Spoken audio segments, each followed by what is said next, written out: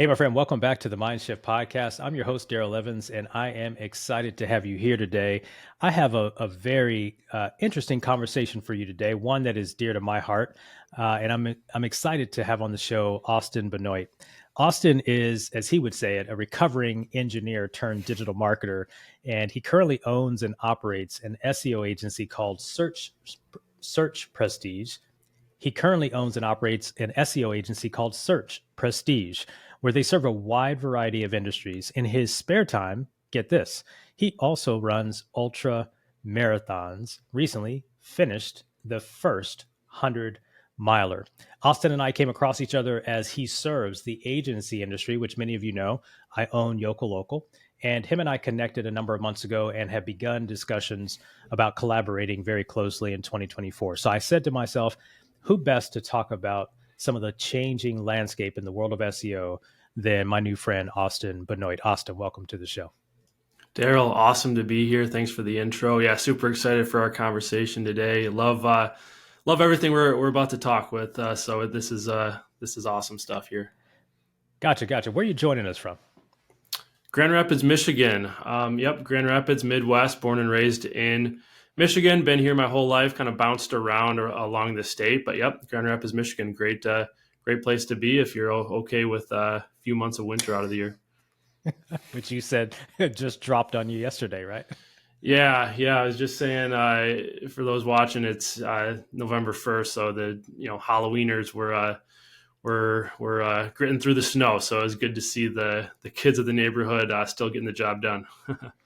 Gotcha. Let me start with this first question. It's always one that I love because one of the things I enjoyed about getting to know you and your backstory is I believe SEO and digital marketing in general pairs well with an engineering thought process. But I always like to say that if I find an engineer or an attorney who found their way into this space, I've said for years that I know they're going to be successful in the digital marketing space. But tell everyone a little bit about your journey from engineering into digital. What happened in engineering? We'll go back to the backstory a little bit later, but what was the triggering event for you that made you say enough engineering and let's take a look at digital marketing? They're not even close on the college radar. Yeah, no, they really aren't at all. Yeah, and I would say I took a pretty, quote unquote traditional route through childhood and through college, right? Whatever traditional really means nowadays. But, I was definitely always taught that, hey, you're going to go to high school, you're going to get good grades, you're going to go to college, and then, you're going to get a degree, and then the rest of your life is kind of this black box. But as long as my parents got me to that point, the rest of it was going to be all, cake and gravy essentially. So going to college, was one of those kids that did his homework at lunch and got good grades, didn't have to work super hard in high school. College was a totally different story. So I kind of got my butt kicked early on, chose an engineering degree just because math, science seemed to be fine with me. I didn't know what the heck else to do. So like a lot of 18-year-olds, you just choose something that seems relatively pragmatic, or at least something that all the adults around you are telling you is a relatively pragmatic choice, which was engineering. And nothing against engineering. The world needs good engineers. Engineering is an incredible career. It's an incredible discipline. The world just really didn't need Austin to be one of them, essentially. So I love that. yeah, exactly. So again, I guess there wasn't like a line in the sand, a big moment where it's like, hey, this is not for me. I need to do something different. It was more just kind of like a slow realization over time. Probably midway through college, I really realized I did have a much more interest in business in general, entrepreneurship.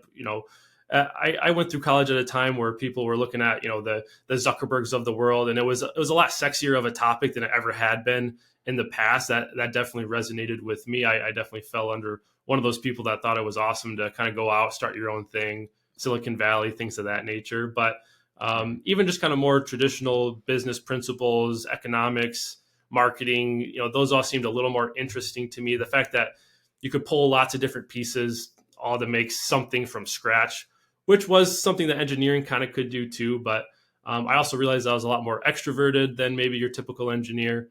I didn't love the thought of just sitting behind, CAD screen or a computer all day, just kind of click clacking away, and it just kind of slowly over time kind of eroded. So I actually did work as an engineer after college for a couple of different companies in the manufacturing space and the warehouse logistics space, and again, all good companies. But yeah, never really woke up one super excited to go to work, and I was never really satisfied with that as the answer, even though it was early in my career, and people maybe would say, hey, you got to pay your dues. Hey, you got to start from the bottom, this, that, or the other.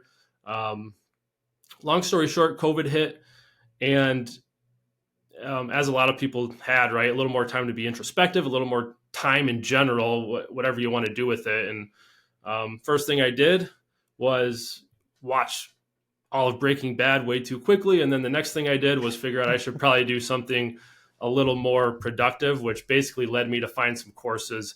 I'd always tried to find ways to make money online, whether it was drop shipping, whether it was a handful of other things. Eventually stumbled on some SEO courses, was able to learn how to build my own sites, get them to rank online, get them to get the phone ringing. Realized, hey, a lot of businesses don't know how to do this. A lot of businesses want their phones to ring more. And then the rest, as they say, the rest is history, right? So it turned into a moonlight side hustle that turned into full-time freelancing. And then it naturally acquiesced into, like you mentioned, our agency today, Search Prestige, where I've had the most fun building a team, doing it with people. There's a lot of people looking for the solopreneur. That's kind of a buzz phrase nowadays. I love having a team. I love being able to wake up and pour into people. And that's stuff I'm still learning on my own journey. Not being the doer, being the CEO, but that's kind of my journey to SEO and what brings us here today.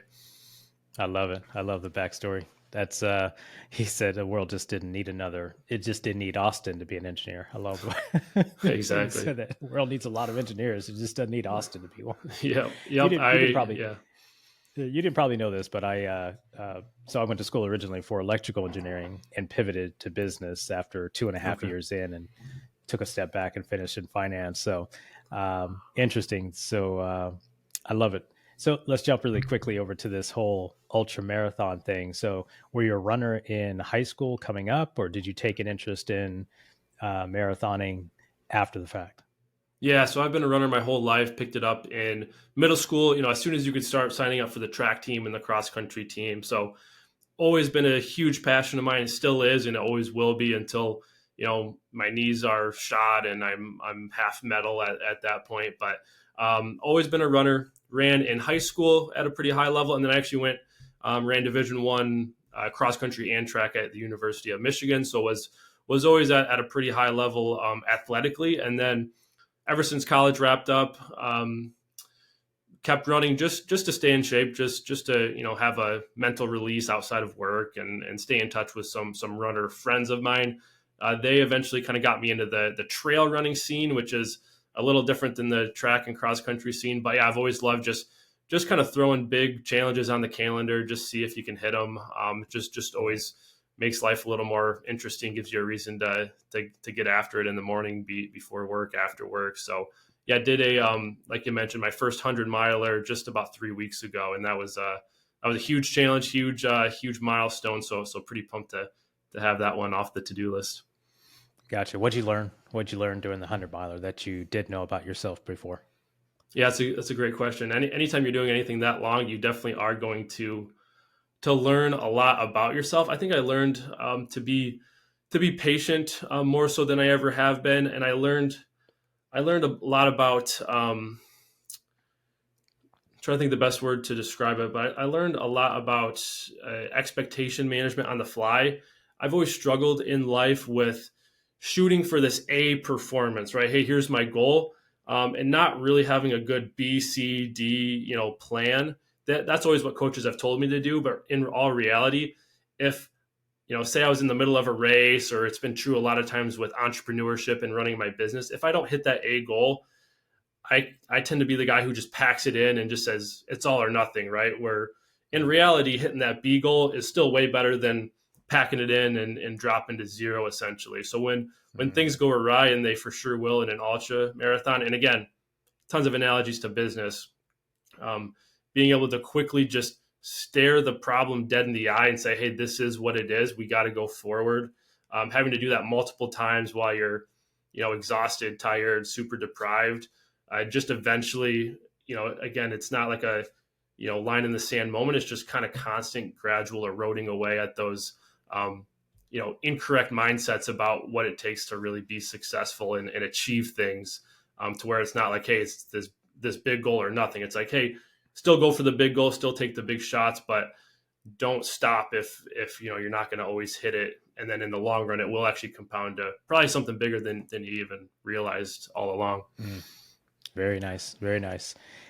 Compare and contrast, because you hit it, the business, running a business and preparing for an ultra marathon and the ups and downs and the setbacks that go across 100 miles. I couldn't imagine 100 miles. I started running about 4 years ago. Nice. I did do a 4x4x48 with the great David Goggins. That awesome. was the most challenging running thing I've done since I can ever. So I have no idea what a 100-miler looks like, but can you compare and contrast the thinking and the mindset that goes into finishing a 100-miler, and to your analogy of going from A to B and B feeling like it's zero, but then coming to the realization that B is further than the person who sat on the couch, right? Yep. Compare and contrast that to running now a business and how those two may help each other. How does your training for these ultra marathons help you in actually the way you approach and see business? Yeah, absolutely. And that 4x4x48 is no joke. So nice work there. That's pretty awesome. Yeah. But yeah, so like you said, ton of analogies. So when it comes to distance running, right, you're gonna hit, when you're doing something that long, you're gonna hit a lot of milestones. And in business, a lot of times, you often need to make a distinction between the grind and, whether it's taking you in the right direction or not. Because a lot of times in, running, for example, like, if you just grind it, if you just put miles in, and if you just keep moving, the theory is like, hey, you'll just get better at running, you'll eventually finish the race. That's really not actually true. There's a lot more logistics that go into ultra marathon. One of the biggest things that I always have struggled with is nutrition, for instance. You need to eat enough, drink enough. You don't want to eat or drink too much. So there's a lot more of like, set yourself up for success. There's a lot more of quit making it so damn hard on yourself that goes into ultra running, where if you just do the right things logically, you'll have way better outcomes. That's so true for business, where there's this huge, correct conception that, hey, you need to work super hard to have a successful business. But there's a huge misconception that, hey, if you work super hard, this thing's just going to somehow work out, right? So a lot of people confuse the two as being the same thing, when in reality, having the right strategy and the right team and the right, systems essentially is more important than hard work. Honestly, I think people just put hard work, and I'm wired that way, to put hard work on such a pedestal that I'm learning a ton right now in my own personal development journey, that I really am my biggest inhibitor to my own growth, my team's growth, and the growth of our agency.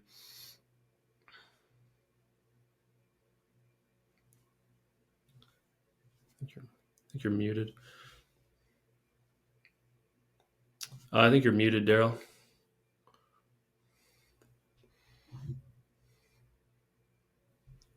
Figures. There I go. I said I wouldn't do it, and then I did it anyway.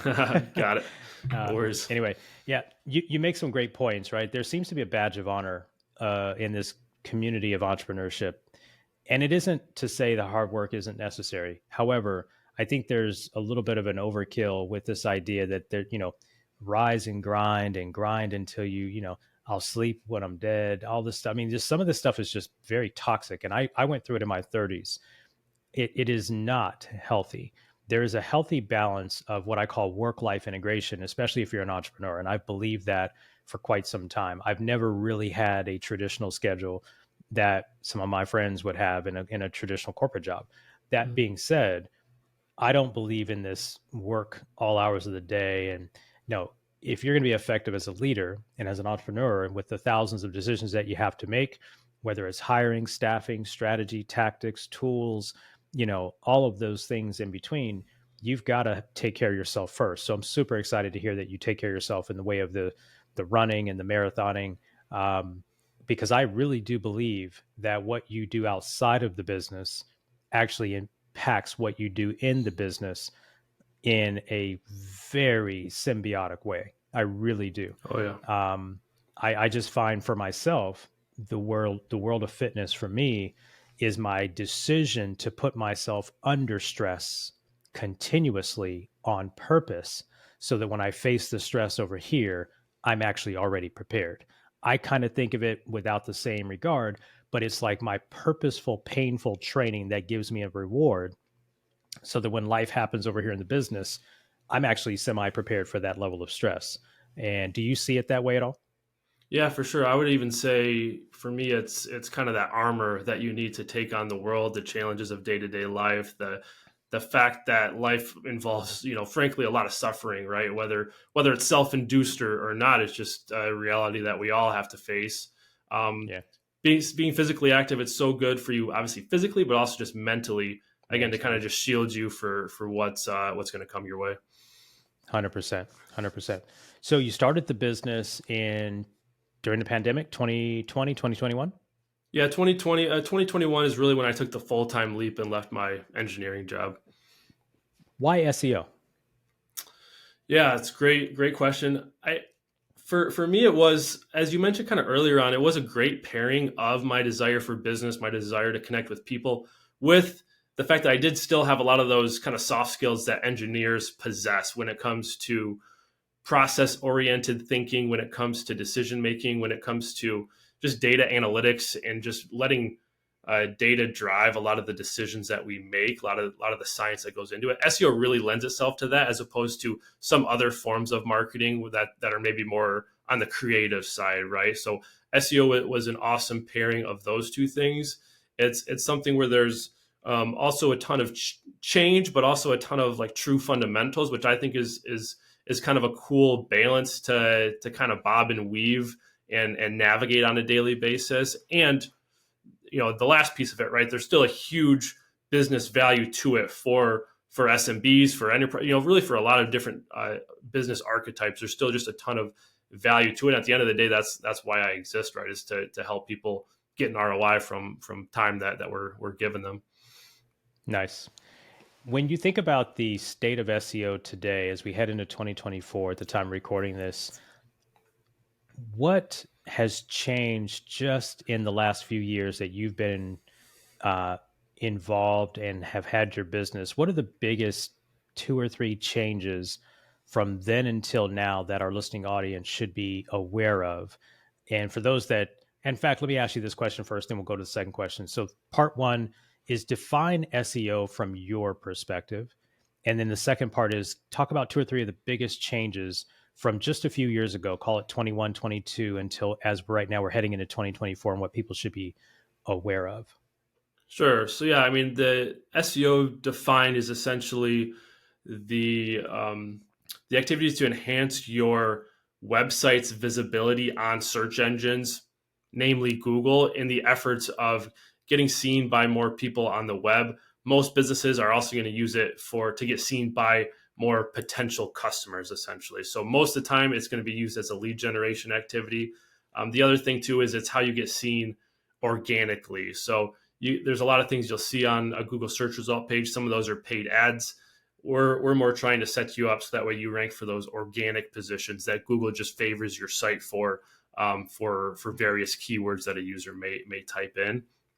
In terms of what we're seeing are some of the biggest changes or the biggest things that really need to be focused on in today's day and age with SEO. You're right, a lot definitely has changed in the last couple of years. Obviously, in the last, if you look 10 years ago, it's totally different. But so there's always some change that goes on. But some of the biggest things, so we work with a lot of what we call local SEO campaigns. Really, that's just SMBs that service a local geography. So it could be local to the business, essentially, is where they get their customers from. There's been a lot of changes on search in general. Some of that's actually influenced by, quote unquote, non-SEO items. For example, local service ads. For example, the way Google even just configures their search result page. For example, on mobile,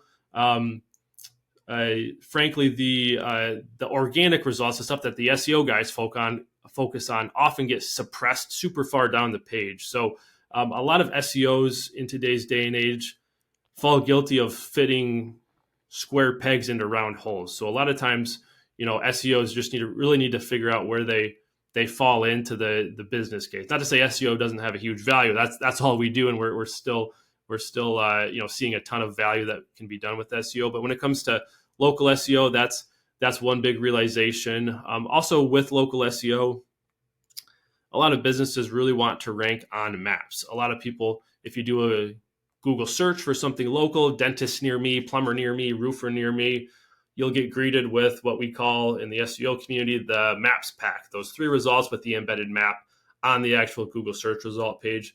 Those have a huge potential to generate leads. Google users click on those at a pretty high rate. They trust them. So there have been a lot of changes with how Google prioritizes certain ranking factors that go into those maps. So that's a huge one that a lot of businesses need to be attuned to.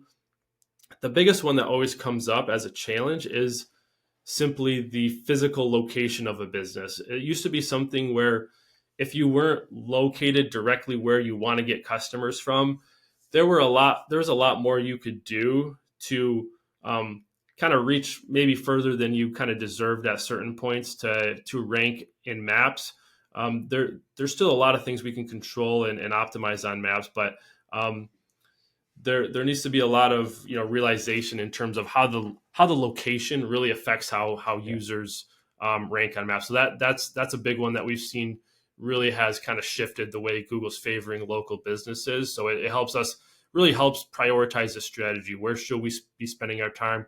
Where should we be picking and choosing our battles? That's a lot of SEO. It's really all about picking and choosing your battles in a smart way. You want to figure out what's going to get not the most traffic to our website, but really the most leads for our clients. Yeah. I love that last point. I'll just add a little 2 cents to it. And you're referring as related to the map section. The 3 big ideas that Google's looking at is the prominence of the website, the relevance of the content on the website to the search query or the content of the business. And then also the last part you're talking about is the distance. So prominent relevance distance right. Can't be controlled. And back in the days, go back to when we started our agency 13 years ago, we could have someone who was sitting in one zip code literally cover the entire city. Today, that's getting shrunk down because there's so many more competitors, right? Exactly. So, yep, 100%. And it can kind of sound like bad news, us sitting here thinking about it, but for most legitimate businesses that do a good job, it really should be good news for them because SEO is notorious for spam. It's notorious for black hat tactics. People are really trying to manipulate Google for their own means. So it really makes it a little more favorable for the legitimate enterprise to compete still against people who are trying some of these more kind of hacks, quote unquote. Yeah. I have a question for you that I'd love your perspective on. I know I hear it a lot, and I've heard it a lot over 13 years. And that is when you think about, and I want to come back to the way the first page of Google is changing and reshaping. But what I want you to talk a little bit into is how do you think about the website / user experience after the click? I have said for years, SEO is a traffic strategy, but what happens on the website and the rest of the conversion process and the rest of that brand experience matters, unless you're in an emergency service business where the phone call is the primary emergency roofing, for example. Here in Vegas, we had tons of floods over the summer. You're not going to fill out a form and go to the website. You just need to talk to somebody like now. You break a tooth, you need to get to an emergency dentist. You need to talk to a dentist now. But if you're not an emergency service business and you're in a professional service of some sort, there's going to be an extended journey past the click from Google. How do you and your firm and your strategy, how do you guys think about that related to the work that you do with your clients? Yeah, I love that question. And that is also one of the more up and coming things that I think SEOs need to take a little more ownership on in general. The conversion rate and just everything else that happens after you get that click.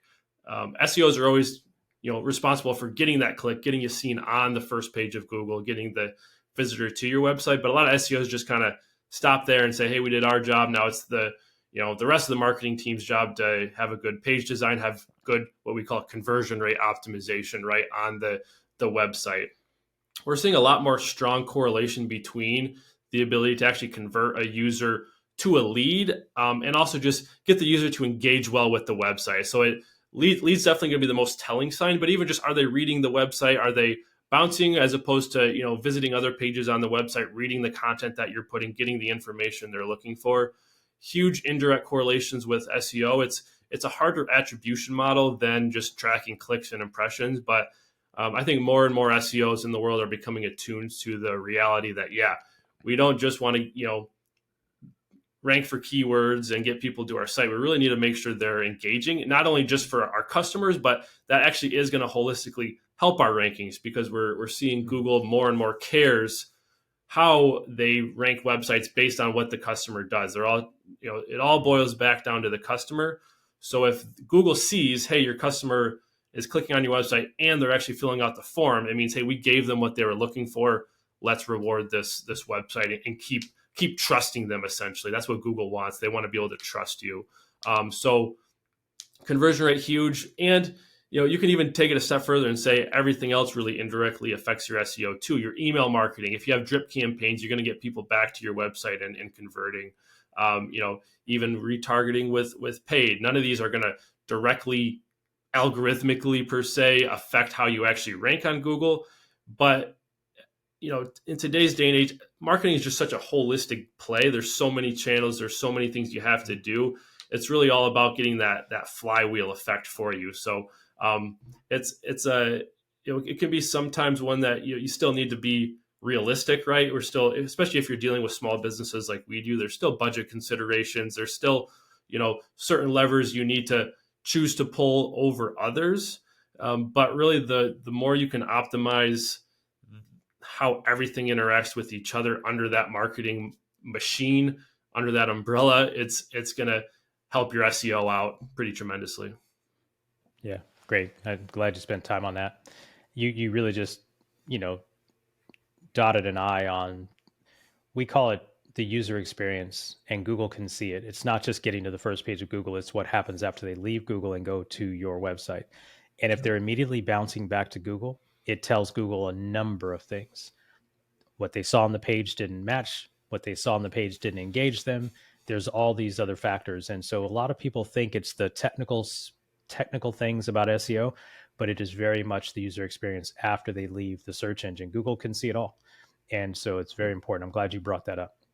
Yep. Today in 2024, as we head into 2024, and let's talk a little bit about the first page of Google and how it's changed and how it's shaped up. Obviously today, at least in my neck of the woods and in many of the clients we work with, we can see in many cases, sometimes 3, 4, 5 ads at the top of Google. And if it's a local business, you've got that then also layered in with the LSA ads, which are local service ads.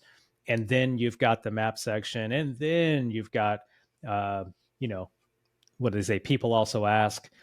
Right. When someone looks at the investment opportunity or the investment possibility of putting an SEO campaign in place, but yet they look at the first page of Google and they see all of these different things, I hear that people are irritated with Google because they feel like, I'm being forced to run ads. Well, actually you are. Yep. Google makes 80% of their money from ads. Let's be clear about that. They don't make money from us doing SEO. That being said, Google has the best intent to put the right content in front of the right person at the right time. And if you want your content to be the right content and the right website for the right person at the right time, you have to make an investment in SEO. But the question I have for you is, where does SEO fit into the grand scheme holistically of marketing, in your opinion, for a local business, because that's who you primarily serve, in 2024, heading into that calendar year? If someone's listening to this and they're not sure, it's worth their money, worth their time. Talk a little bit about the reason you still are pro SEO. Yeah, great question. And you're right. The reality is that Google makes their money from paid. They're trying to increase their quarterly revenue earnings. There's also the reality too that in order for Google to keep the tremendous amount of daily traffic that they get through their search engine, they still really need to have good organic content. And frankly, even in today's day and age where ads do take up a lot of real estate, local service ads take up a lot of real estate, some of these other automated features, like you said, people also ask, take up a lot of real estate. The reality is that the data still suggests that people still trust the organic results quite a bit. There's a distribution. People still click on paid. People still go to maps. People still go to organic. That's right. As long as there's a significant amount of your customers going at any of those spots, there's rationale to make an investment in it. And again, I'm the SEO guy, so I love organic. I love everything that goes into it. I'm not that doesn't make me the anti-PPC guy at the same time. If you can get a return on your ad spend, crank that up to 11 until you kind of hit that, plateau, which is always kind of the strategy there. So I'm all about kind of what we call like a blended search campaign, essentially, really being able to leverage both of those harmoniously together. The most important thing that's different in 2024 and beyond that people have to realize, just when it comes to more strategically how they lay out an SEO campaign, for all the reasons we just mentioned, also because of AI. We haven't really talked too much about that, but AI is going to essentially eat up a lot of, at least in my opinion, firstly, top of funnel search queries. So things that are more like how-tos, what are's, informational things that an AI can just spoon feed you the answer. That's going to cause a lot more zero-click searches. Google's already caused a lot of zero-click searches. If you, for example, Google it, how many cups are in a gallon, right? They'll just give you the answer. You don't have to click on that article to figure that out. That's going to happen more with AI being a part of search results, which means, at least in my opinion, you can ask 10 SEOs and get 11 answers. But I think SEOs really need to focus on the bottom of the funnel. You've always needed to focus on the bottom of the funnel, but more weighted than before, when maybe you could get a little bit more of a conversion from your blog. You could get a little bit more juice from someone just Googling something and then converting directly from a blog post. That's going to happen less.